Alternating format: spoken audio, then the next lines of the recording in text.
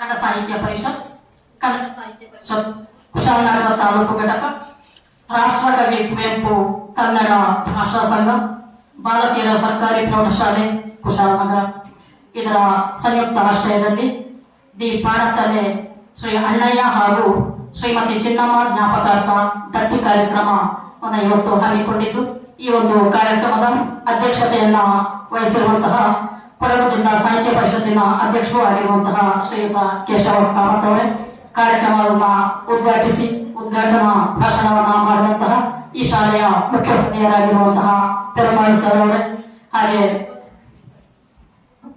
ಈ ಕಾರ್ಯಕ್ರಮದಲ್ಲಿ ಇವತ್ತಿನ ದತ್ತಿ ನಿಧಿಯೇನಿದೆ ಇದರ ದಾನಿಗಳಾಗಿರುವಂತಹ ಹಾಗೆ ನಿವೃತ್ತ ಪ್ರಾಧ್ಯಾಪಕರು ಆಗಿರುವಂತಹ ಲೇಖಕಿಯೂ ಆಗಿರುವಂತಹ ಶ್ರೀಮತಿ ಸುಶೀಲಾ ಗಂಬೆಕೊಡಿ ಅವರೇ, ಅವರ ಕುಟುಂಬಸ್ಥರು ಆಗಿರುವಂತಹ ವೆಂಕಟೇಶ್ ಅವರೇ, ಕುಶಾಲನಗರ ತಾಲೂಕು ಘಟಕದ ಕೋಶಾಧಿಕಾರಿ ಆಗಿರುವಂತಹ ಉಮೇಶ್ ಅವರೇ, ಆತ್ಮೀಯರಾಗಿರುವಂತಹ ರತ್ನಾವತಿ ಮೇಡಮ್, ಉಪಸ್ಥಿತರಿರುವಂತಹ ನವೀನ್ ಸರ್, ಕಾಳಪ್ಪ ಸರ್, ಹಾಗೆ ಶೈಲಾ ಮೇಡಮ್, ಪತ್ರಕರ್ತರಾಗಿರುವಂತಹ ರಘುಕೋಟಿ ಅವರೇ, ಎಲ್ಲ ಶಿಕ್ಷಕಿಯರೇ ಹಾಗೂ ನನ್ನ ಪ್ರೀತಿಯ ವಿದ್ಯಾರ್ಥಿಗಳೇ, ಇವತ್ತು ಕೊಡಗಿನಲ್ಲಿ ಕನ್ನಡ ಸಾಹಿತ್ಯಕ್ಕೆ ಮಹಿಳಾ ಸಾಹಿತಿಗಳ ಕೊಡುಗೆ ಅನ್ನುವಂತಹ ಒಂದು ವಿಷಯದ ಕುರಿತು ಮಾತನಾಡುವಂತಹ ಒಂದು ಜವಾಬ್ದಾರಿಯನ್ನ ನನಗೆ ನೀಡಿದ್ದೀರಿ. ಬಹುಶಃ ಒಂದು ಸೀಮಿತ ಅವಧಿಯಲ್ಲಿ ಕೊಡಗಿನಲ್ಲಿರುವಂತಹ ಎಲ್ಲಾ ಮಹಿಳಾ ಸಾಹಿತಿಗಳ ಪರಿಚಯವನ್ನಾಗಲಿ ಅವರ ಕೃತಿಗಳ ಪರಿಚಯವನ್ನಾಗಲಿ ಮಾಡಿಕೊಡುವಂತದ್ದು ಒಂದು ಸ್ವಲ್ಪ ಕಷ್ಟ ಸಾಧ್ಯ. ಆದ್ರಿಂದ ನನ್ನ ತಿಳುವಳಿಕೆಯ ಇತಿಮಿತಿಯಲ್ಲಿ ಒಂದಷ್ಟು ನನಗೆ ಗೊತ್ತಿರುವಂತಹ ವಿಚಾರಗಳನ್ನಷ್ಟೇ ನಾನು ನಿಮ್ಮೊಂದಿಗೆ ಹಂಚಿಕೊಳ್ಳಲಿಕ್ಕೆ ಇಷ್ಟಪಡ್ತೇನೆ. ಆರಂಭದಲ್ಲಿ ನನಗೆ ಸಿಕ್ಕಿರುವಂತಹ ಮಾಹಿತಿಯ ಪ್ರಕಾರ ಕೊಡಗಿನಲ್ಲಿ ಮಹಿಳಾ ಲೇಖಕಿಯರು ಸುಮಾರು 47 ಮಹಿಳಾ ಲೇಖಕಿಯರ ಪಟ್ಟಿ ಸಿಕ್ಕಿರುವಂತದ್ದು. ಇದು ಇನ್ನೂ ಕೂಡ ಎಷ್ಟೋ ಹೆಸರುಗಳು ಬಹುಶಃ ಬಿಟ್ಟು ಹೋಗಿರುವಂತಹ ಸಾಧ್ಯತೆ ಇದೆ. ಆದ್ರಿಂದ ಯಾರಾದ್ರೂ ಹೆಸರು ಬಿಟ್ಟು ಹೋದ್ರೆ ಕ್ಷಮೆಯನ್ನ ನಾನು ಮೊದಲೇ ಕೇಳ್ತಾ ಆಮೇಲೆ ನನ್ನ ಮಾತನ್ನ ಶುರು ಮಾಡ್ತೇನೆ. ಒಂದು ಸಲ ಈ ಪಟ್ಟಿಯನ್ನ ನಾನು ನಿಮ್ಮ ಮುಂದೆ ಇಡ್ಲಿಕ್ಕೆ ಇಷ್ಟಪಡ್ತೇನೆ. ಮಹಿಳಾ ಸಾಹಿತ್ಯರು ಗೊತ್ತಿದ್ದವರು, ಶತಮಾನದ ಆಚೆ ಹೋದಾಗ ನನಗೆ ಎಲ್ಲರಿಗೂ ಗೊತ್ತು ಕೊಡಗಿನ ಗೌರಮ್ಮ, ಆ ನಂತರ ಅವರ ಸಮಕಾಲೀನರಾಗಿ ಪದ್ಮಾವತಿ ಚಿನ್ನಪ್ಪ ರಸ್ತೋಗಿ ಅನ್ನುವಂಥವ್ರು ಕಾಣಿಸ್ಕೊಳ್ತಾರೆ. ಅದಾದ್ಮೇಲೆ ಈಚಿನ ತಲೆಮಾರಿನಲ್ಲಿ ವೈತರ್ಕ ಜಾನಕಿ, ಮಂಡ್ಯಪಂಡ ಗೀತಾ ಮಂದಣ್ಣ, ಕಸ್ತೂರಿ ಗೋವಿಂದಮ್ಮಯ್ಯ, ಕಮಲ ಕರಿಯಪ್ಪ, ವಿಜಯ ವಿಷ್ಣುಭಟ್, ಶಾಂತಿ ಅಪ್ಪಣ್ಣ, ನಯನಾ ಕಶ್ಯಪ್, ಸುನೀತಾ ಲೋಕೇಶ್, ಸ್ಮಿತಾ ಅಮೃತರಾಜ್, ಸಂಗೀತ ರವಿರಾಜ್, ಕೃಪಾ ದೇವರಾಜ್, ರಮ್ಯಾ ಮೋರ್ನಾಡ್, ಸಹನಾ ಕಾಂತಾಬೈ, ಪೂರ್ಣ ಸರಸ್ವತಿ, ಮಹಿಳಾ ಶರ್ಮಿಳಾ ರಮೇಶ್, ಶಾಗಾ ನಯನತಾರ, ಓಂ ಶ್ರೀ ದಯಾನಂದ, ಡಾಕ್ಟರ್ ರೇಖಾ ವಸಂತ್, ಜಯಲಕ್ಷ್ಮಿ ಕೆ ಮಡಿಕೇರಿ, ಈರಮಂಡ ಹರಿಣಿ ವಿಜಯ್, ಜಯಲಕ್ಷ್ಮಿ ನೆಲ್ಲಿಕೇರಿ, ಮಾಲಾ ಪ್ರಸನ್ನ ಚಕ್ಕೆಮನೆ, ಶಿವದೇವಿ ಅವಿನಚಂದ್ರ, ರೇವತಿ ರಮೇಶ್, ಚೋಂದಮ್ಮ ಬಿಟ್ಟೇರ, ಕುಡ್ಲರ ತುಳಸಿ ಮೋಹನ್, ಭಾಗೀರಥಿ ಬಿಡಿತಾಳ, ರುಬೀನಾ, ಶೋಭಾ ರಕ್ಷಿತ್, ಪ್ರತಿಮಾ ರೈ, ರಜನಿ, ಕೌಶಲ್ಯ, ವಾತ್ಸಲ್ಯ, ಕಾಳಪ್ಪ, ಎಲಿಜಬೆತ್, ರಾಣಿ ರವೀಂದ್ರ, ರತ್ನಿಕಾ ಕಾಳಪ್ಪ, ಜಲಜಾ ಶೇಖರ್, ಯಶಸ್ವಿನಿ, ಸುಮನಾ ಗೌತಮ್, ಗೀತಾಂಜಲಿ, ಲಾವಣ್ಯ ಮೋಹನ್, ಹಾಗೆ ಸುಶೀಲಾ ಗಂಗಕೊಡಿ ಅವರು. ಇದು ಬಿಟ್ಟು ಇನ್ನು ಒಂದಷ್ಟು ಹೆಸರುಗಳು ಬಿಟ್ಟು ಹೋಗಿರುವಂತಹ ಸಾಧ್ಯತೆ ಇದೆ. ಅದಕ್ಕೆ ನಾನು ಕ್ಷಮೆಯನ್ನ ಕೋರ್ತಾ ನನ್ನ ಮಾತನ್ನ ಶುರು ಮಾಡ್ತೇನೆ.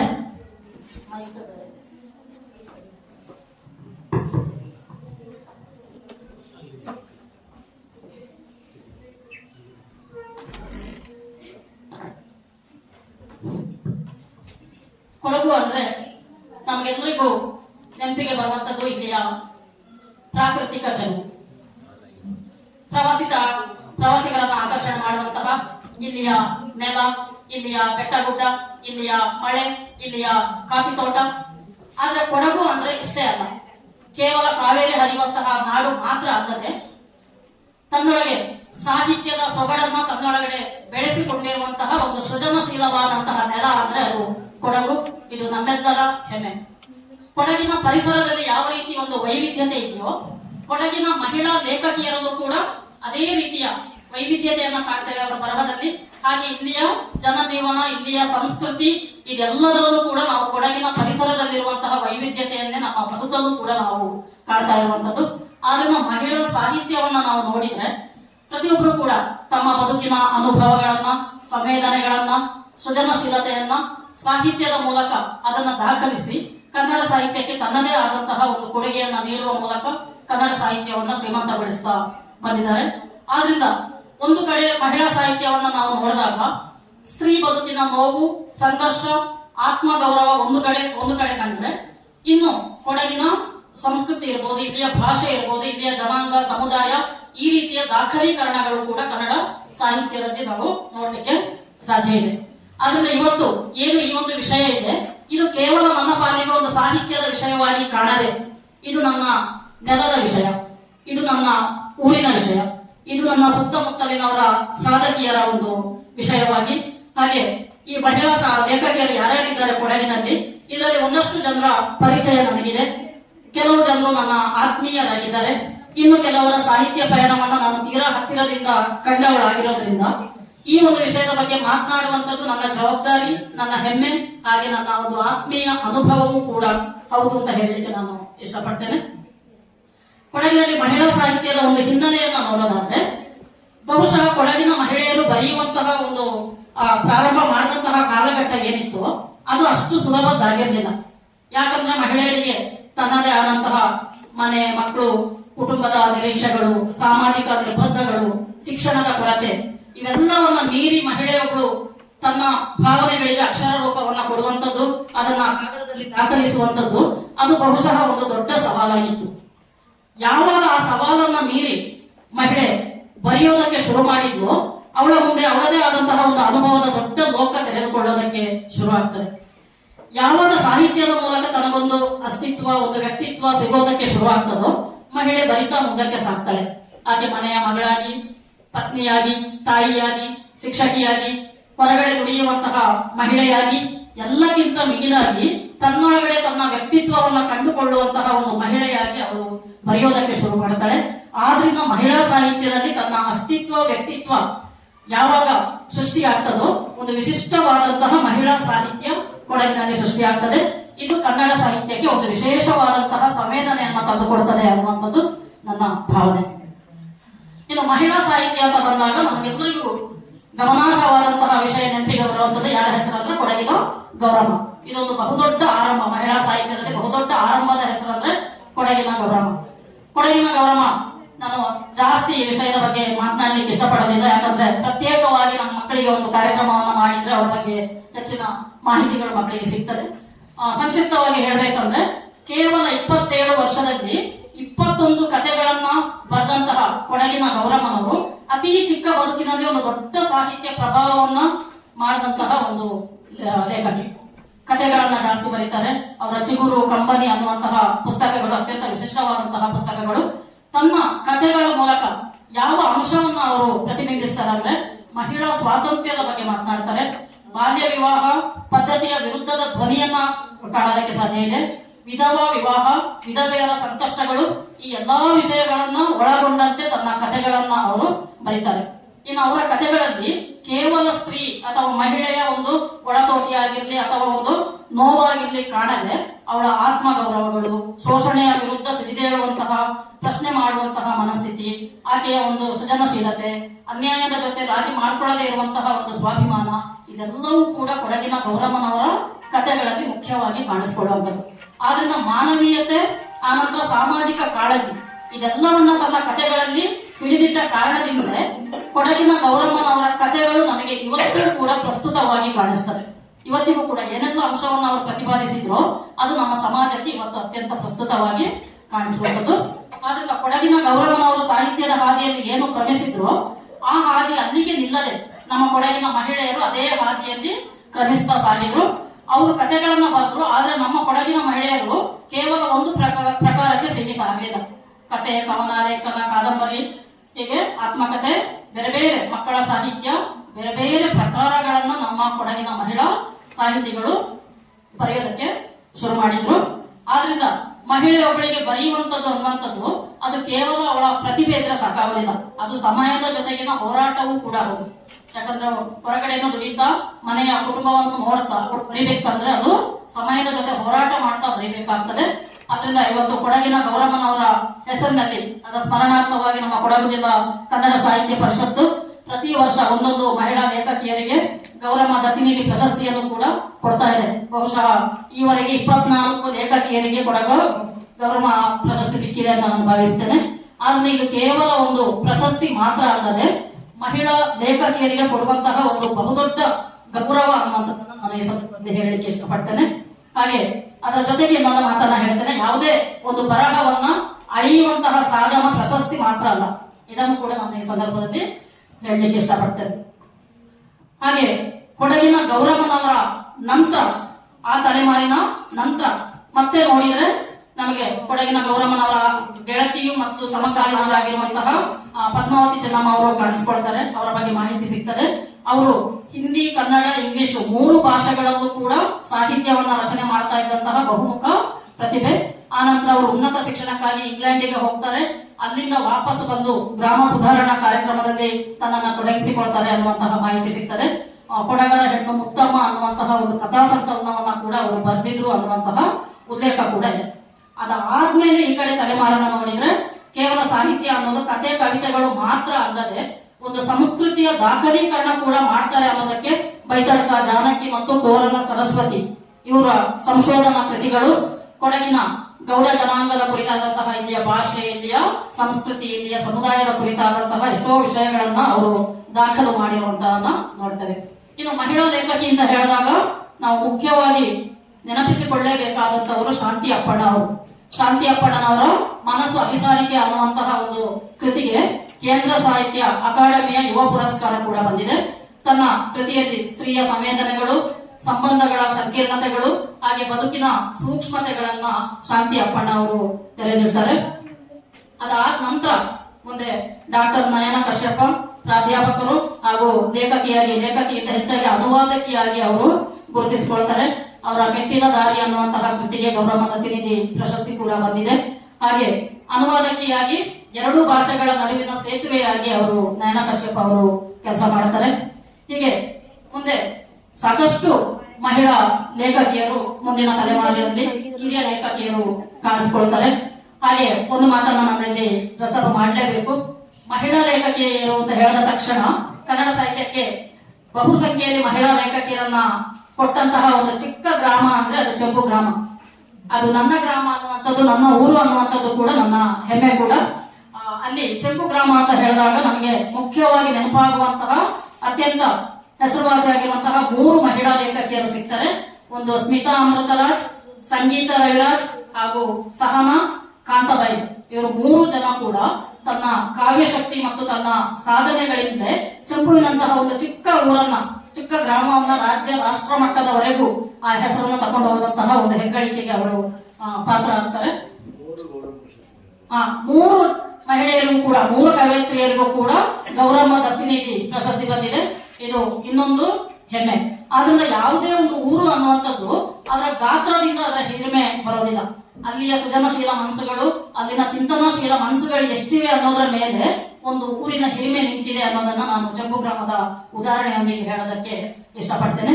ಸ್ಮಿತಾ ಅಮೃತರಾಜ್ ಅವರನ್ನ ತಗೊಂಡಾಗ ಕವಯತ್ರಿಯಾಗಿ, ಗೃಹಿಣಿಯಾಗಿ, ಒಂದು ಕೃಷಿಕ ಕುಟುಂಬದ ಮಹಿಳೆಯಾಗಿ ಅವರು ಕಾಣಿಸ್ಕೊಳ್ಳುವಂತವರು. ಎಷ್ಟು ಸಹಜತೆ ಅವರ ಬರಹದಲ್ಲಿ ಅಂದ್ರೆ ಸಹಜವಾಗಿ ನಮ್ಮ ದಿನನಿತ್ಯದ ಬದುಕಿನ ಅನುಭವಗಳನ್ನೇ ಅವರು ಕಾವ್ಯವಾಗಿ ಬರಿತಾ ಹೋಗ್ತಾರೆ. ಒಂದು ಮನೆ ಅಂಗಳ ಇರ್ಬೋದು, ಮಳೆ ಇರ್ಬೋದು, ಹಕ್ಕಿ ಇರ್ಬೋದು, ಅಡುಗೆ ಮನೆ ಇರ್ಬೋದು, ಇಂತಹ ಸಾಮಾನ್ಯ ವಿಷಯಗಳನ್ನೇ ತಕೊಂಡು ಅದರೊಳಗಡೆಯಿಂದ ಅಸಾಮಾನ್ಯ ವಿಷಯವನ್ನ ಕಾವ್ಯವಾಗಿ ಅವರು ಮಾಡುವಂಥದ್ದು ಅವರ ಒಂದು ಬಹುದೊಡ್ಡ ಶಕ್ತಿ ಅಥವಾ ಗೆಲುವು ಅನ್ನುವಂಥದ್ದನ್ನ ಅವರ ಕಾವ್ಯಗಳನ್ನ ಓದಿದಾಗ ಗೊತ್ತಾಗ್ತದೆ. ಯಾಕೆ ಅವರಿಗೆ ಆ ಗೆಲುವು ಸಿಕ್ಕಿದೆ ಅಂದ್ರೆ ಅವರು ಬದುಕನ್ನ ಹೊರಗಡೆಯಿಂದ ನೋಡದೆ ಬದುಕಿನ ಒಳಗಡೆ ಇಳಿದು ಬರೆಯೋದ್ರಿಂದ ಅವರ ಕವಿತೆಗಳಲ್ಲಿ ಸ್ತ್ರೀಯ ಒಂದು ಅಂತರಂಗದ ಧ್ವನಿ ಕಾಣಿಸ್ತದೆ. ಮುಖ್ಯವಾಗಿ ಅವರ ತುಟಿಯಲ್ಲಿ ಉಳಿದಂತಹ ಕವಿತೆಗಳು, ಆನಂತರ ಕಾಲ ಕಾಯುವುದಿಲ್ಲ ಅನ್ನುವಂತಹ 2 ಮುಖ್ಯವಾದಂತಹ ಪುಸ್ತಕಗಳು. ಅದರಲ್ಲಿರುವಂತಹ ಅಷ್ಟೂ ಕವಿತೆಗಳು, ಹೆಚ್ಚಿನ ಕವಿತೆಗಳನ್ನು ನಾನು ಓದಿದ್ದೇನೆ. ಅಷ್ಟೂ ಕವಿತೆಗಳಲ್ಲೂ ಕೂಡ ಒಂದು ಅದ್ಭುತವಾದಂತಹ ಕಾವ್ಯ ಶಕ್ತಿಯನ್ನ ನಾವು ಕಾಣಬಹುದು. ಸ್ಮಿತಾ ಅಮೃತರಾಜ್ ಅವರಲ್ಲಿ ಸಾಕಷ್ಟು ಪ್ರಶಸ್ತಿಯನ್ನ ಪಡ್ಕೊಂಡವರು. ಹಾಗೆ ಇನ್ನೋರ್ವ ಕವಯತ್ರಿ, ಅವರ ಪಕ್ಕದ ಮನೆಯಲ್ಲೇ ಇರುವಂತಹ ಸಂಗೀತ ರವಿರಾಜ್ ಅವರು ಕವಯತ್ರಿಯಾಗಿ, ಪ್ರಬಂಧಗಾರ್ತಿಯಾಗಿ, ಹಾಗೆ ಸಂಶೋಧಕಿಯಾಗಿ ಗುರುತಿಸಿಕೊಳ್ತಾರೆ. ಕೇವಲ ಕವಿತೆಗಳನ್ನ ಬರೆಯೋದು ಮಾತ್ರ ಅಲ್ಲದೆ ಕವಿತೆಯನ್ನ ಬರೆಯುವಂತವರಿಗೆ ವೇದಿಕೆಗಳನ್ನ ಸೃಷ್ಟಿ ಮಾಡಿ ಕೊಡುವಂತಹ ಕೆಲಸವನ್ನ ಸಂಗೀತ ರವಿರಾಜ್ ಅವರು ಮಾಡ್ತಾರೆ. ಹಾಗೆ ಸಂಶೋಧಕಿಯಾಗಿ ಕೂಡ ಒಂದು ಕೃತಿಯನ್ನ ಅವರು ಪ್ರಕಟ ಮಾಡಿದ್ದಾರೆ. ಅವರು ಕೂಡ ಅವರ ಕವಿತೆಗಳನ್ನು ಕೂಡ ಅದೇ ರೀತಿಯ ಒಂದು ಸ್ತ್ರೀ ಸಂವೇದನೆಯನ್ನ, ಸಾಮಾಜಿಕ ಕಾಳಜಿಯನ್ನ, ಮಾನವೀಯ ಮೌಲ್ಯಗಳನ್ನ ನಾವು ನೋಡೋದಕ್ಕೆ ಸಾಧ್ಯ ಆಗ್ತದೆ. ಅವರ ಕೃತಿಗಳು ಕೂಡ ಕಪ್ಪು ಹುಡುಗಿ ಅನ್ನುವಂತಹ ಒಂದು ಪ್ರಬಂಧ ಸಂಕಲನಕ್ಕೆ ಗೌರವ ದತ್ತಿನಿಧಿ ಪ್ರಶಸ್ತಿ ಬಂದಿದೆ. ಅದಾದ ನಂತರ ನಿರುತ್ತರ ಅನ್ನುವಂತಹ ಒಂದು ಪ್ರಬಂಧ ಸಂಕಲನ, ಆ ಒಂದು ಶೀರ್ಷಿಕೆನೇ ಒಂದ್ ರೀತಿ ವಿಲಕ್ಷಣವಾಗಿರುವಂತದ್ದು. ಯಾಕಂದ್ರೆ ಇಡೀ ಜೀವನದಲ್ಲಿ ಎಷ್ಟೋ ಸಂಬಂಧಗಳು ಪ್ರಶ್ನೆಯಾಗಿನೇ ಉಳಿತವೆ ಅನ್ನುವಂಥದ್ದು. ಆ ನಂತರ ಎಷ್ಟೋ ಸಲ ತಮ್ಮ ಮನಸ್ಸಿನ ನೋವುಗಳಿಗೆ ಅಥವಾ ಪ್ರಶ್ನೆಗಳಿಗೆ ಉತ್ತರ ಸಿಗೋದಿಲ್ಲ ಅನ್ನೋದನ್ನ ಅವರು ನಿರುತ್ತರ ಅನ್ನುವಂತಹ ಕೃತಿಯಲ್ಲಿ ಪ್ರತಿಬಿಂಬಿಸ್ತಾರೆ. ಇನ್ನು ನಮ್ಮ ಸಹನಾ ಕಾಂತಾಬಾಯಿರವರು, ನಾವು ಚಿಕ್ಕ ಮಕ್ಕಳಾಗಿರುವಾಗಲೇ ಅವರ ಬರಹಗಳು ದೊಡ್ಡ ದೊಡ್ಡ ರಾಜ್ಯ ಮಟ್ಟದ ಪತ್ರಿಕೆಗಳಲ್ಲಿ, ಪುಸ್ತಕಗಳಲ್ಲಿ ಬರ್ತಾ ಇತ್ತು. ಆದ್ರಿಂದ ಅವರ ಬರಹಗಳನ್ನ ನೋಡಿದಾಗ 2 ಕೃತಿಗಳು, ಆನೆ ಸಾಕಲು ಹೊರಟವಳು ಅಂತ ಒಂದು ಪುಸ್ತಕ, ಆ ಪುಸ್ತಕದ ಹೆಸರುಗಳೇ ಒಂದ್ ರೀತಿ ಏನಿರ್ಬೋದು ಇದರ ಒಳಗಡೆ ಅನ್ನುವಂತಹ ಕುತೂಹಲವನ್ನ ಹುಟ್ಟುಹಾಕ್ತದೆ. ಇನ್ನೊಂದು ಇದು ಬರೀ ಮಣ್ಣಲ್ಲ ಅನ್ನುವಂಥದ್ದು ಇನ್ನೊಂದು ಕೃತಿ. ಮುಖ್ಯವಾಗಿ ಗ್ರಾಮೀಣ ಮಹಿಳೆಯರನ್ನೇ ಅವರು ಆ ಕೃತಿಗಳಲ್ಲಿ ಅವರ ದುಡಿಮೆ ಇರ್ಬೋದು, ಅವರ ಶ್ರಮ ಇರ್ಬೋದು, ಅವರ ಬೆವರಿನ ಫಲ ಇರ್ಬೋದು, ಇದೆಲ್ಲವನ್ನ ಇಟ್ಕೊಂಡು ಮಣ್ಣಿನೊಂದಿಗೆ ಗ್ರಾಮೀಣ ಮಹಿಳೆಯರ ನಂಟು ಏನು ಅನ್ನೋದನ್ನ ತನ್ನ ಕೃತಿಗಳಲ್ಲಿ ಸಹನಾ ಕಾಂತಾಬಾಯಿರವರು ಬರಿತಾ ಹೋಗ್ತಾರೆ. ಹೀಗೆ ಇವರು 3 ಜನರು ಕೂಡ ಗೌರವ ದತ್ತಿನಿಧಿ ಪ್ರಶಸ್ತಿಯನ್ನ ಪಡ್ಕೊಂಡವರು. ಅದಾದ ನಂತರ ನಾವು ಮಹಿಳಾ ಸಾಹಿತಿ ಅಂತ ಬಂದಾಗ ನಮಗೆ ಮುಂಚೂಣಿಯಲ್ಲಿರುವಂತವರು ಗಮನಾರ್ಹ ಹೆಸರಾಗಿ ನಮಗೆ ಸುನೀತಾ ಲೋಕೇಶ್ ಅವರು ಕಾಣಿಸ್ಕೊಳ್ತಾರೆ. ಇವರು ಕೂಡ ಗೌರವ ದತ್ತಿನಿಧಿ ಪ್ರಶಸ್ತಿಯನ್ನ ಪಡ್ಕೊಂಡವರು. ಅತ್ಯಂತ ಸರಳವಾಗಿ ಓದುಗರಿಗೆ ಅರ್ಥ ಆಗುವಂತಹ ರೀತಿಯಲ್ಲಿ ಮಾನವೀಯ ಗುಣಗಳನ್ನ ಇಟ್ಟುಕೊಂಡು ತನ್ನ ಕಾವ್ಯಗಳನ್ನ, ಕಥೆಗಳನ್ನ ಬರೆಯುವಂತವರು ಸುನೀತಾ ಲೋಕೇಶ್ ಅವರು. ಅದಾದ್ಮೇಲೆ ನಾನು ವೈಯಕ್ತಿಕವಾಗಿ ಕವಿತೆಗಳನ್ನ ತುಂಬಾ ಇಷ್ಟಪಡುವಂತವರಲ್ಲಿ ರಮ್ಯಾ ಕೆಜಿ ಮೂರ್ನಾಡ್ ಅವರ ಕವಿತೆಗಳು ತುಂಬಾ ಆಪ್ತ ಆಗ್ತದೆ. ಅಲ್ಲಿ ಹೆಣ್ಣಿನ ಒಂದು ನೋವುಗಳು ಕಾಣಿಸ್ತದೆ, ಹೆಣ್ಣಿನ ಶೋಷಣೆಯ ವಿರುದ್ಧ ಪ್ರಶ್ನಿಸುವಂತಹ ಗುಣ ಕಾಣಿಸ್ತದೆ. ಆನಂತರ ಎಷ್ಟೋ ಮಾನವೀಯ ಕಳಕಳಿಗಳು ಕಾಣಿಸ್ತದೆ. ಅವರ ಒಂದು ದಾಹಗಳ ಮೈಸವರುತ್ತ ಅನ್ನುವಂತಹ ಒಂದು ಕವನ ಸಂಕಲನ. ಇನ್ನೊಂದು ಗಾಳಿ ಆಡುತ್ತಿರಲಿ ಗಾಯ. ಈ ಗಾಯ ಅನ್ನುವಂಥದ್ದು ಇದು ಮನಸ್ಸಿಗೆ ಸಂಬಂಧಿಸಿದಂತಹ ಗಾಯ. ಯಾವುದೇ ಗಾಯವನ್ನು ನಾವು ಮುಚ್ಚಿಟ್ಟಷ್ಟು ಅದೇನಾಗ್ತದೆ, ಕೀವಾಗ್ತಾ ಹೋಗ್ತದೆ. ಅದು ಗಾಳಿ ಆಡಿದ್ರೆ ಒಣಗ್ತದೆ ಅನ್ನೋದು ತನ್ನ ಮನಸ್ಸಿನ ಗಾಯಗಳು ಹಾಗೆ. ಅಲ್ಲಿ ಗಾಯಗಳನ್ನ ಮೀರಿ ಬೆಳೆಯುವಂತಹ ಒಂದು ಮನೋಭಾವವನ್ನ ತನ್ನ ಕೃತಿಯಲ್ಲಿ ರಮ್ಯಾ ಜಿ ಮೂರ್ನಾಡ್ ಅವರು ಹೇಳ್ತಾರೆ. ಹಾಗೆ ಅದಾದ ನಂತರ ನಂಗೆ ನೆನಪಾಗುವಂತದ್ದು ಜಯಲಕ್ಷ್ಮಿ ಕೆ ಮಡಿಕೇರಿ. ಅವರು ಕೂಡ ಮುಖ್ಯವಾಗಿ ವೃತ್ತಿಯಲ್ಲಿ ಉಪನ್ಯಾಸಕಿಯಾಗಿ, ಪ್ರವೃತ್ತಿಯಲ್ಲಿ ಲೇಖಕಿಯಾಗಿರುವಂತವರು. ಅವರ 3 ಕೃತಿಗಳು, ಒಂದು ಚಪ್ಪಾಳೆಗೂ ಬೆಲೆ ಇದೆ, ಮತ್ತೆ ವಸಂತ, ಆನಂತರ ನಡೆದಷ್ಟು ದಾರಿ ಅನ್ನುವಂತಹ 3 ಕೃತಿಗಳನ್ನ ಅವರು ಬರೀತಾರೆ. ಚಪ್ಪಾಳೆಗೂ ಬೆಲೆ ಇದೆ. ಯಾವುದೇ ಒಂದು ಸಾಧನೆಯನ್ನ ಮಾಡಿದಾಗ ಅವರನ್ನ ಪ್ರೋತ್ಸಾಹಿಸುವಂತಹ ಗುಣ ತುಂಬಾ ಮುಖ್ಯ ಆಗ್ತದೆ ಮುಂದಿನ ಸಾಧನೆಗಾಗಿ. ಅದು ವಿದ್ಯಾರ್ಥಿಗಳೇ ಇರಲಿ, ಯಾವುದೇ ವ್ಯಕ್ತಿ ಇರಲಿ, ಅಂತಹ ಒಂದು ಸಂದೇಶವನ್ನ ಆ ಪುಸ್ತಕ ಕೊಡ್ತದೆ. ಮತ್ತೆ ವಸಂತ ಅನ್ನುವಂಥದ್ದು ಇಡೀ ಸಮಾಜಕ್ಕೆ ಹಿಡಿದಂತಹ ಒಂದು ಕನ್ನಡಿ, ಸಮಾಜದ ನೈಜತೆಯನ್ನ ತೋರ್ಪಡಿಸ್ತದೆ. ಇಲ್ಲಿ ಆಶಾಭಾವನೆಯನ್ನ ಹುಟ್ಟು ಹಾಕುವಂತಹ ಒಂದು ಕೃತಿ. ಅದನ್ನ ನಾನು ಕೂಡ ಓದಿದ್ದೆ. ಬಹುಶಃ ಆ ಕೃತಿಯನ್ನ ಓದ್ತಾ ಹೋದ್ರೆ ಅದರ ಗುಣಮಟ್ಟವನ್ನ ನೋಡಿದ್ರೆ ಗೌರವ ದತ್ತಿನಿಧಿ ಪ್ರಶಸ್ತಿ ಪಡೆಯುವಂತಹ ಎಲ್ಲ ಅರ್ಹತೆಗಳನ್ನ ಆ ಪುಸ್ತಕ ಹೊಂದಿದೆ. ಬೇರೆ ಬೇರೆ ಪ್ರಶಸ್ತಿಗಳು ಆ ಪುಸ್ತಕಕ್ಕೆ ಬಂದಿದೆ. ಮತ್ತೆ ವಸಂತ ಅನ್ನುವ ಪುಸ್ತಕಕ್ಕೆ. ಅದು ಬಿಟ್ಟರೆ ನಡೆದಷ್ಟು ಹಾದಿ ಅನ್ನುವಂತಹ ಪುಸ್ತಕ, ಪ್ರಯತ್ನ ಪಟ್ಟಷ್ಟು ಪ್ರತಿಫಲ ಸಿಗ್ತದೆ ಅನ್ನುವಂತಹ ಒಂದು ಸಂದೇಶವನ್ನ ಅವರ ಕೃತಿ ಕೊಡ್ತದೆ. ಅದಾದ್ಮೇಲೆ ನಮಗೆ ಕೃಪಾ ದೇವರಾಜ್ ಸಾಕಷ್ಟು ಕಾರ್ಯಕ್ರಮಗಳಲ್ಲಿ ಅವರು ಕಾಣಿಸ್ಕೊಳ್ತಾರೆ, ನಿರೂಪಕಿಯಾಗಿಯೂ ಕಾಣಿಸ್ಕೊಳ್ತಾರೆ. ಅವರ ಚೌಚೌ ಬಾತ ಅನ್ನುವಂತಹ ಒಂದು ಪುಸ್ತಕ, ಅತ್ಯಂತ ಸರಳವಾಗಿ ಚಿಕ್ಕ ಚಿಕ್ಕ ಬಿಡಿ ಪ್ರಬಂಧಗಳಿರುವಂತಹ ಒಂದು ಪುಸ್ತಕ, ಒಂದು ಭಾವ ಸ್ಪಂದನೆಯನ್ನ ಹೊಂದಿದಂತಹ ಪುಸ್ತಕ, ಓದುಗರಿಗೆ ತಕ್ಷಣಕ್ಕೆ ಅರ್ಥ ಆಗುವಂತಹ ಒಂದು ಪುಸ್ತಕ, ಸರಳವಾದಂತಹ ಭಾಷೆ. ಹಾಗೆ ಕಾವ್ಯದ ದೊಡ್ಡ ಗುರಿ ಅನ್ನುವಂಥದ್ದು ದೊಡ್ಡ ದೊಡ್ಡ ಘೋಷಣೆ ಅಲ್ಲ, ಅದು ಓದುಗನನ್ನ ತಲುಪುವಂಥದ್ದು ಅನ್ನುವಂಥದ್ದನ್ನ ತನ್ನ ಕೃತಿಯ ಮೂಲಕ ಕೃಪಾ ದೇವರಾಜ್ ಅವರು ತಿಳಿಸಿಕೊಳ್ತಾರೆ, ಚೌಚೌ ಬಾತ ಅನ್ನುವಂತಹ ಕೃತಿಯ ಮೂಲಕ. ಅದಾದ್ಮೇಲೆ ಸಾಹಿತ್ಯ ಅನ್ನುವಂಥ ನಮಗೆ ಮಕ್ಕಳ ಸಾಹಿತ್ಯ ಕೂಡ ಎಷ್ಟು ಮುಖ್ಯ ಅನ್ನೋದು. ಮಕ್ಕಳನ್ನ ಈಗಲೇ ಆ ಸೃಜನಶೀಲತೆಯನ್ನ ಬೆಳೆಸಬೇಕಾದ್ರೆ ನೀತಿ ಕಥೆಗಳನ್ನ ಹೇಳ್ತಾ, ಮಾನವೀಯ ಮೌಲ್ಯಗಳನ್ನ ಹುಟ್ಟು ಹಾಕ್ತಾ ಮಕ್ಕಳಲ್ಲಿ ಸೃಜನಶೀಲತೆಯನ್ನ ಬೆಳೆಸುವಂತದ್ದು ಮುಖ್ಯ. ಆದ್ರಿಂದ ಮಕ್ಕಳ ಸಾಹಿತ್ಯವನ್ನ ಬರೆದವರಲ್ಲಿ, ಗೌರವ ದತ್ತಿನಿಧಿ ಪ್ರಶಸ್ತಿಯನ್ನ ಪಡೆದವರಲ್ಲಿ ಓಂ ಶ್ರೀ ದಯಾನಂದ ಇವರು ಕೂಡ ಮುಖ್ಯವಾಗಿ ಕಾಣಿಸ್ತಾರೆ. ನಾವು ಅಂದದ ಕಥಾಲೋಕದೊಳಗೆ ಚಂದದ ಪಯಣ ಅಂತ ಏನೋ ಒಂದು ಮಕ್ಕಳ ಕಥೆ ಪುಸ್ತಕ ಇದೆ. ಈ ರೀತಿ ಸಾಕಷ್ಟು ಮಹಿಳೆಯರು, ಇದನ್ನು ಬಿಟ್ಟರೆ ಇನ್ನೂ ಕೂಡ ಸಾಕಷ್ಟು ಶರ್ಮಿಳಾ ರಮೇಶ್ ಇರ್ಬೋದು, ಅವರ ಲಹರಿ ಅನ್ನುವಂತಹ ಒಂದು ಕಾದಂಬರಿ ಕೂಡ ಸಾಹಿತ್ಯ ಲೋಕಕ್ಕೆ ದಕ್ಕಿದೆ. ಆನಂತರ ಪ್ರತಿಮಾ ರೈ ಇರ್ಬೋದು, ರಜನಿ ಅವರು ಇರ್ಬೋದು, ನಯನತಾರ ಅವರು ಇರ್ಬೋದು, ಜಲ ಕಾಳಪ್ಪ, ಹೀಗೆ ಸಾಕಷ್ಟು ಲೇಖಕಿಯರು ಕೂಡ ಕನ್ನಡ ಸಾಹಿತ್ಯಕ್ಕೆ ತನ್ನದೇ ಆದಂತಹ ಒಂದು ಕೊಡುಗೆಯನ್ನ ನೀಡ್ತಾ ಸಾಗಿದ್ದಾರೆ. ಇನ್ನು ಮಹಿಳೆಯರಿಗೆ ಸಾಹಿತ್ಯ ಬರಿಬೇಕಂದ್ರೆ ಕಾವ್ಯ ವಸ್ತುವಿಗೆ ಯಾವುದೇ ಕೊರತೆ ಇಲ್ಲ. ಯಾಕಂದ್ರೆ ತನ್ನ ದಿನನಿತ್ಯದ ಅನುಭವಗಳನ್ನೇ ಕಾವ್ಯವಾಗಿ ಬರೆಯೋದ್ರಿಂದ ಅಡುಗೆ ಮನೆಯ ಕುಕ್ಕರ್ನಿಂದ ಹಿಡಿದು ಬೇಳೆ ಕಾಳುಗಳನ್ನು ತುಂಬಿಸಿಡುವಂತಹ ಡಬ್ಬದವರೆಗೂ ಮಹಿಳೆಯರಿಗೂ ಕಾವ್ಯ ವಸ್ತು ಸಿಗ್ತಾ ಹೋಗ್ತದೆ.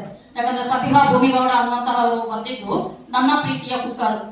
ಈ ಒಂದು ಕುಕ್ಕರ್ ಅನ್ನ ಪ್ರತಿಮೆಯಾಗಿ ಇಟ್ಟುಕೊಂಡು, ಕುಕ್ಕರ್ ಅಂದ್ರೆ ಗೊತ್ತಲ್ವ ಮಕ್ಕಳ ಎಲ್ಲರ ಮನೆಯಲ್ಲೂ ಕುಕ್ಕರ್ ಇದೆ. ಆ ಕುಕ್ಕರ್ ಅನ್ನ ಪ್ರತಿಮೆಯಾಗಿ ಇಟ್ಟುಕೊಂಡು ಹೆಣ್ಣಿನ ಒಂದು ನೋವುಗಳೇನಿದೆ, ಎಲ್ಲ ನೋವು ಒತ್ತಡಗಳು ಜಾಸ್ತಿ ಆದಾಗ ಅವಳು ಸಿಡಿಯುವಂತದ್ದೇನಿದೆ, ಸಿಡಿದಾಗ ಆಗುವಂತಹ ಪರಿಣಾಮ ಏನಿದೆ, ಇದನ್ನ ಆ ಒಂದು ಕವಿತೆಯಲ್ಲಿ ಅವರು ಪ್ರತಿಬಿಂಬಿಸ್ತಾರೆ. ಅದೇ ರೀತಿ ಯಾವುದೇ ಮಹಿಳೆಯರಿಗೂ ಕೂಡ ಒಂದು ಸಾಮಾನ್ಯ ದಿನನಿತ್ಯ ಅಲ್ಲಿ ಒಂದು ರೂಮಲ್ಲಿ ಕೂತ್ಕೊಂಡು ಕೋಣೆಯ ಒಳಗಡೆ ಕೂತ್ಕೊಂಡು ಒಂದು ಸಾಹಿತ್ಯವನ್ನು ಸೃಷ್ಟಿ ಮಾಡುವಂತಹ ಅವಶ್ಯಕತೆ ಇಲ್ಲ. ದಿನನಿತ್ಯದ ವಸ್ತುಗಳೇ ಅವರ ಕಾವ್ಯಕ್ಕೆ ವಸ್ತು ಆಗ್ತದೆ, ದಿನನಿತ್ಯದ ಅನುಭವಗಳೇ ಅವರ ಕಾವ್ಯಕ್ಕೆ ವಸ್ತು ಆಗ್ತಾ ಹೋಗ್ತದೆ. ಆದ್ರಿಂದ ಈಗ ಒಂದು ಕಾಲದಲ್ಲಿ ಇತ್ತು ಮಹಿಳಾ ಸಾಹಿತ್ಯ ಅನ್ನುವಂಥದ್ದು ಅಡುಗೆ ಮನೆಯ ಸಾಹಿತ್ಯ, ಮಹಿಳಾ ಸಾಹಿತ್ಯ ಅನ್ನುವಂಥದ್ದು ದುಃಖದ ಸಾಹಿತ್ಯ, ಅಸಹಾಯಕತೆಯ ಸಾಹಿತ್ಯ ಅನ್ನುವಂಥದ್ದು ಒಂದು ಕಾಲದಲ್ಲಿ ಇತ್ತು. ಆದ್ರೆ ಈಗ ಅದನ್ನ ಮೀರಿ ನಿಂತು ಆ ಮನಸ್ಥಿತಿ ಬದಲಾಗುವಂತಹ ರೀತಿಯಲ್ಲಿ ಮಹಿಳೆಯರು ಬರೆಯುವಂತದನ್ನ ಶುರು ಮಾಡಿದ್ದಾರೆ. ಅಡಿಗೆ ಕೋಣೆಯ ಒಳಗಡೆ ಇದ್ದುಕೊಂಡೇ, ಅಡುಗೆ ಮನೆಯ ಸಂಪರ್ಕದಲ್ಲಿ ಇದ್ದುಕೊಂಡೇ ಹೊರ ಪ್ರಪಂಚದ ಸಂಪರ್ಕಕ್ಕೂ ಬಂದು ಬೇರೆ ಬೇರೆ ಕ್ಷೇತ್ರಗಳಲ್ಲಿ ತನ್ನನ್ನು ತೊಡಗಿಸಿಕೊಂಡು ಬೇರೆ ಬೇರೆ ಕ್ಷೇತ್ರದ ಅನುಭವಗಳನ್ನ ತನ್ನ ಕಾವ್ಯಕ್ಕೆ ಇಳಿಸಿಕೊಂಡು ಕೃತಿಗಳನ್ನ ರಚನೆ ಮಾಡುವ ನಿಟ್ಟಿನಲ್ಲಿ ಇವತ್ತು ಮಹಿಳೆಯರು ಮುಂದುವರೆದಿರುವಂತದ್ದು. ಆದ್ರಿಂದ ಯಾವೆಲ್ಲ ಒಂದು ಸ್ಥಳೀಯ ನಿಗೂಢತೆ ಏನಿದೆ ಅಥವಾ ಸ್ಥಳೀಯ ಸಂಸ್ಕೃತಿ ಏನಿದೆ ಇದನ್ನು ತನ್ನ ಕಾವ್ಯಕ್ಕೆ ತರ್ತಾರೆ. ಕೇವಲ ಅಡುಗೆ ಮನೆ ಮಾತ್ರ ಅಲ್ಲದೆ ಅಲ್ಲಿ ಆಧುನಿಕ ಜೀವನ ಇರ್ಬೋದು, ಹೊಸತನಗಳಿರ್ಬೋದು, ಸೃಜನಶೀಲತೆ ಇರ್ಬೋದು, ಹೀಗೆ ಬೇರೆ ಬೇರೆ ವಿಷಯಗಳನ್ನ ತನ್ನ ಕಾವ್ಯದ ವಸ್ತುವನ್ನಾಗಿ ಮಾಡಿಕೊಂಡು ಇವತ್ತು ಮಹಿಳೆಯರು ತುಂಬಾ ರೀತಿಯಲ್ಲಿ ಒಂದು ಅದ್ಭುತವಾದಂತಹ ಸಾಹಿತ್ಯವನ್ನ ಸೃಷ್ಟಿ ಮಾಡುವ ಕಡೆಗೆ ಇವತ್ತು ಹೋಗ್ತಾ ಇರುವಂತದ್ದು. ಆದ್ರಿಂದ ಮಹಿಳೆಯರ ಸಾಹಿತ್ಯ ಅಂದಾಗ ಅದು ಕೇವಲ ಅವರು ಕೃತಿಗಳನ್ನ ಮಾತ್ರ ಸಾಹಿತ್ಯ ಲೋಕಕ್ಕೆ ಕೊಟ್ಟಿರೋದಿಲ್ಲ, ತನ್ನ ಅನುಭವಗಳನ್ನ ಕೊಟ್ಟಿರ್ತಾರೆ. ಆನಂತರ ಸಂಸ್ಕೃತಿಯ ದಾಖಲೆಗಳನ್ನ ಸಾಹಿತ್ಯ ಲೋಕಕ್ಕೆ ಕೊಟ್ಟಿರ್ತಾರೆ, ಪ್ರಕೃತಿಗೆ ಒಂದು ಕಾವ್ಯವನ್ನ ಕೊಟ್ಟಿರ್ತಾರೆ, ಬದುಕಿಗೆ ಒಂದು ಹೊಸ ಅರ್ಥವನ್ನ ಕೊಟ್ಟಿರ್ತಾರೆ. ಎಲ್ಲಕ್ಕಿಂತ ಮಿಗಿಲಾಗಿ ಒಂದು ಧ್ವನಿಯನ್ನ ಸಾಹಿತ್ಯಕ್ಕೆ ಕೊಡುವ ಮೂಲಕ ಆ ಧ್ವನಿ ಏನಿದೆ ಆ ಇಡೀ ಸಮಾಜವನ್ನ ಬದಲಾಯಿಸುವಂತಹ ರೀತಿಯಲ್ಲಿ ಮಹಿಳೆ ಸಾಹಿತ್ಯವನ್ನ ಇವತ್ತು ಬರಿತಾ ಇದ್ದಾಳೆ. ಆದ್ರಿಂದ ಸಾಹಿತ್ಯ ಅನ್ನುವಂಥದ್ದು ಒಂದೇ ಸಲಕ್ಕೆ ಸಮಾಜವನ್ನ ಬದಲಾಯಿಸುವಂತಹ ಕಾನೂನು ಅಂತೂ ಖಂಡಿತ ಅಲ್ಲ. ಆದ್ರೆ ಸಾಹಿತ್ಯ ಅನ್ನುವಂಥದ್ದು ತಮ್ಮ ಮನಸ್ಸನ್ನ ಬದಲಾಯಿಸಬಹುದು, ಮನಸ್ಸು ಅನ್ನುವಂಥದ್ದು ನಮ್ಮ ಚಿಂತನೆಯನ್ನ ಬದಲಾಯಿಸಬಹುದು, ಚಿಂತನೆ ಅನ್ನುವಂಥದ್ದು ನಮ್ಮ ನಡೆಯನ್ನ ಬದಲಾಯಿಸ್ತದೆ, ನಡೆ ಅನ್ನುವಂಥದ್ದು ಸಮಾಜವನ್ನ ಬದಲಾಯಿಸ್ತದೆ. ಆದ್ರಿಂದ ಸಾಕಷ್ಟು ಸಾಮಾಜಿಕ ಪಿಡುಗುಗಳ ವಿರುದ್ಧ ಬರೆಯುವ ಮೂಲಕ ಅದರ ಬಗ್ಗೆ ಜಾಗೃತಿಯನ್ನ ಮೂಡಿಸುವ ಮೂಲಕ ಸಮಾಜವನ್ನ ಬದಲಾವಣೆ ಮಾಡುವಂತಹ ನಿಟ್ಟಿನಲ್ಲಿ ನಮ್ಮ ಮಹಿಳಾ ಸಾಹಿತಿಗಳು ಇವತ್ತು ಸಾಕಷ್ಟು ಕೃತಿಗಳನ್ನ ಬೇರೆ ಬೇರೆ ರೀತಿಯಾಗಿ ಬರೆದಿರುವಂತದ್ದು. ಆದ್ರಿಂದ ನಾವು ಪರಿಸರವನ್ನ ನೋಡಿದಾಗ ಯಾವುದೋ ಒಂದು ಗಿಡ ಹೂವನ್ನ ಕೊಡ್ತದೆ, ಯಾವುದೋ ಒಂದು ಮರ ಹಣ್ಣನ್ನ ಕೊಡ್ತದೆ, ಇನ್ನೊಂದು ನೆರಳನ್ನ ಕೊಡ್ತದೆ. ಅದೇ ರೀತಿ ನಮ್ಮ ಮಹಿಳಾ ಸಾಹಿತಿಗಳು ಕೂಡ ಬೇರೆ ಬೇರೆ ವಿಷಯದಲ್ಲಿ ತಮ್ಮ ಪ್ರತಿಭೆಗೆ ಅನುಗುಣ